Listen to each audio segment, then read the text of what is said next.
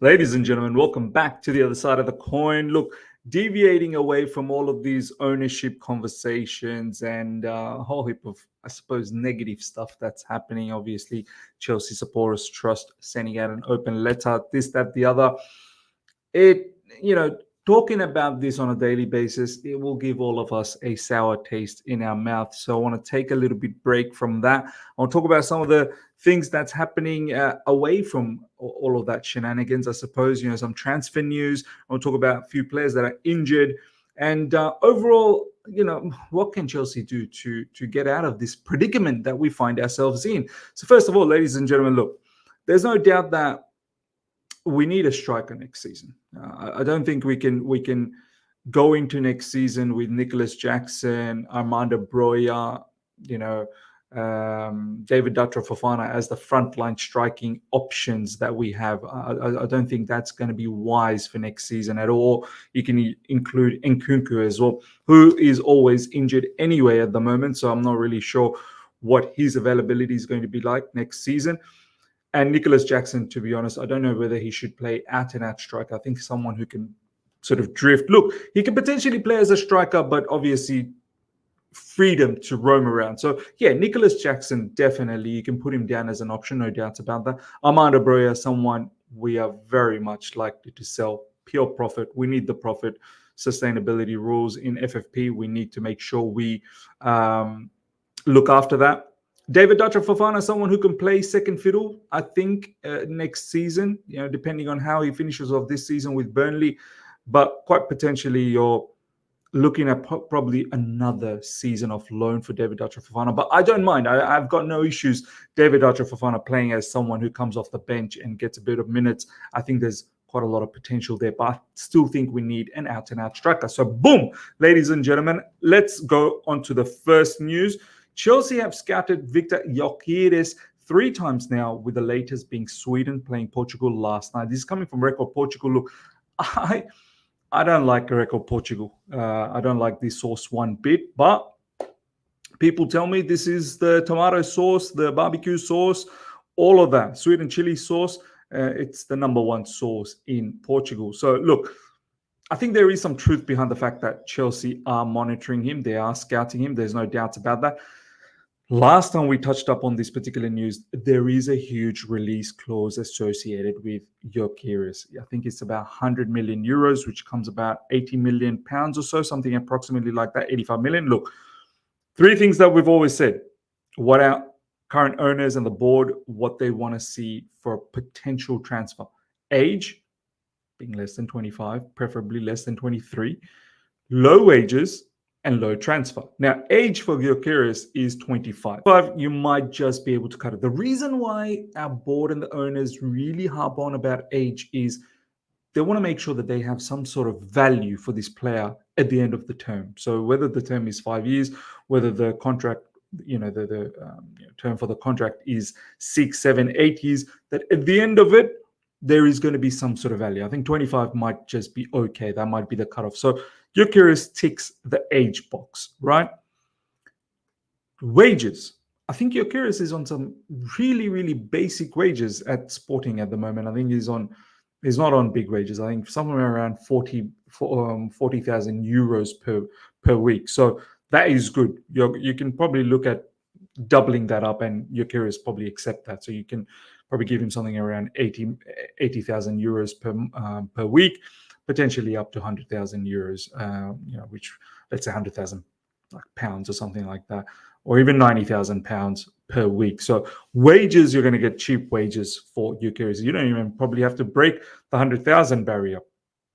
So that's a tick mark, huge tick mark for Chelsea Football Club. Release clause of 85 million euros. Now that's going to be a problem, because with no amortization's up to 5 years, so no capabilities of stretching amortization out to 6 years, 7 years, 8 years. That 85 million is going to be divvied up across 5 years from an accounting point of view and from a financial fair play point of view. Can Chelsea Football Club afford that level of money? Perhaps in this scenario, maybe, because the wages are going to be low, but that is probably a cross against that whole situation. So you'll have to assess all of that. Him as a player, I've seen him now a handful of times. I'd say about 4 or 5 times. I know a lot of people have seen for more. I think there's a talented footballer there. His hold up is very good. His link up is very good. He can drift from right side all the way to left side, play through the middle. He's a very, very good finisher. Aerially, he's strong as well. He likes to come deep, link up play. Is a good player. There's no doubts about that. In terms of goals, he's absolutely killing it this season. Somewhere around 50 goal contribution. That's goals and assists together in all club competition. That's pretty mad. I think that's what it is. So, ladies and gentlemen, let me know your thoughts about Gyökeres. I think some of you guys really like him. It all depends. How much money can Chelsea spend in the upcoming summer, at the same time not having to be in a huge financial fair play trouble down the track? Because in this particular season that we're having right now, by the 30th of June, Chelsea Football Club needs to make sure that they're in massive profit, massive profit, so that next season we don't get done from a financial fair point of view, and we don't get done by getting points deducted. So this season, obviously, by 30th of June, very important, but next season as well, I'm pretty sure, the summer business that we're going to do, that it doesn't put us into a lot of mud for the accounting period, for the financial period afterwards. So, ladies and gentlemen, let me know your thoughts about Gyökeres. Now, next up, ladies and gentlemen, Malo Gusto has a virus and was not feeling well this Friday morning. He will leave the French under-23s training camp and head back to London to recover. So hopefully this isn't too serious, that he does recover on time and plays next weekend. I believe it's against Burnley. Very important. Very important we have all our players ready, man. I can't afford to have any more injuries with the remaining matches. We need to salvage something from this season. And the only way we're going to do this if we have some of these important players. Malo Gusto, very, very important player. What I don't understand is, why is Malo Gusto in French under-23? Like, this guy's been rocking it at the moment for Chelsea Football Club, one of our best players this season, along with Cole Palmer. He should be in the senior team. He really should be in the senior team, but that's a different conversation. Look, hope Malo Gusto is fine. He's been having a serious season for us right now. Look, honestly, I'm not even going to lie. I have no intentions of rushing Reece James in. I think Malo Gusto is doing a splendid job as a right back going forward, providing a whole heap of threat with his crosses. We all had doubts, okay, is he able to cross just the way Reece James does? I think he's quite capable, maybe not at the same level as it, but he's not too far away. Defensively strong as well, up and down the channel. Reece James right now, honestly, I'm scared. I don't want Reece James to go up and down. Maybe back three, Reece James, RCB. We'll take him from there. Malo Gusto as the right wing back. But Malo Gusto right now for me is Chelsea's number one right back. Undoubtedly is having a sensational season. These are some of the things that our board, they've done well. Bought players for cheap. Malo Gusto, I don't think it was bought for that much, maybe 25 million max. I don't even know if he was 30 million. Let me know in the comment section. But this guy, serious player. Not too many right backs at the moment in the Premier League that I can say are better than him. Not too many right backs, if any. It's just sad that he plays for a team that's 11th. If he was playing for, someone in the top 5, top 6, people will be saying how fantastic he is. So yeah, Malo Gusto for me, ladies and gentlemen, absolutely brilliant. Now, next up, Chelsea have suffered a fresh injury blow with Strasbourg loan star Angelo Gabriel potentially out for the rest of the season. Really sad news. The loan really hasn't worked out properly as much as we would have liked it. I still think he's a well-rounded footballer. I still think he should be given an opportunity next season, obviously in the pre-season, but then I think someone who can come off the bench and give us impact. If there's no Europe, obviously it makes it difficult how you're going to give minutes, but he would be a great understudy to Cole Palmer. Angelo has been one of the key creative talents at Chelsea partners club Strasbourg, but is back at Cobham to gain a second opinion on an ongoing hernia problem. This hernia problem, ladies and gentlemen, is an issue, man. I think recently Enzo Fernandez had that as well, pugalgia, or I think that's related to hernia. We need to look after him. We need to sort that hernia issue out. I just don't want this. Some of these talented players that we've got, Angelo, Gabriel, Andre Santos, we need to have a proper development plan for these lads, for these young players. They're very talented players, man. Amari Hutchinson's name thrown in as well.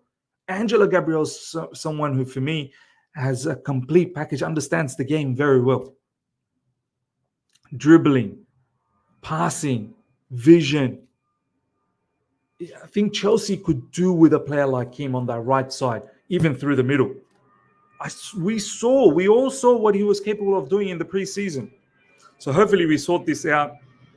Sad that it's finished up for him at Strasbourg for this season, but hopefully this injury gets taken care of. I mean, some of these players are not even Chelsea players yet. They're on loan and they're suffering injuries. Like this curse of injuries, like it's mad with Chelsea Football Club. It is mad.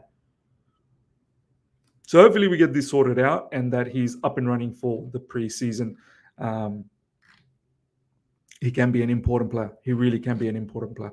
Last but not least, ladies and gentlemen, Chelsea 24-25 away kit leaked. The kit is mainly light beige, guava ice, combined with tangerine orange, team orange, and blue rush blue. This is a very nice kit, you know. I like this a lot. I really do. I like that white. I like that badge and the Nike sign, the blue collar, the orange. They're calling it orange. Looks like red to me, but yeah, orange and blue, the Chelsea logo. Overall, the sleeves, everything looks slick. Obviously, it all comes down to who's going to be the sponsor in the middle. I don't know whether Infinite Athlete will be the sponsor, but overall, this jersey is looking smoking. I definitely want to get one of these. If obviously these guys, Footy Headlines, they're always on spot when it comes to leaks for kits. This, ladies and gentlemen, is looking beautiful. I love the white. I really do love the white. Ladies and gentlemen, let me know your thoughts about the away kit for next season. I think this is fantastic to see. I think it is, 24-25. Yeah, it is next season. So this looks very, very nice. Ladies and gentlemen, that brings us till the end of the latest in Chelsea news. Hope you guys have enjoyed this. Let me know your thoughts about everything we spoke about, especially in regards to the very first news, which was Gyökeres. So let me know your thoughts about that. Smash up the like button. If you're here for the first time, subscribe, hit the bell notification to stay in touch with all my content. Until next time, everyone, take care and see ya.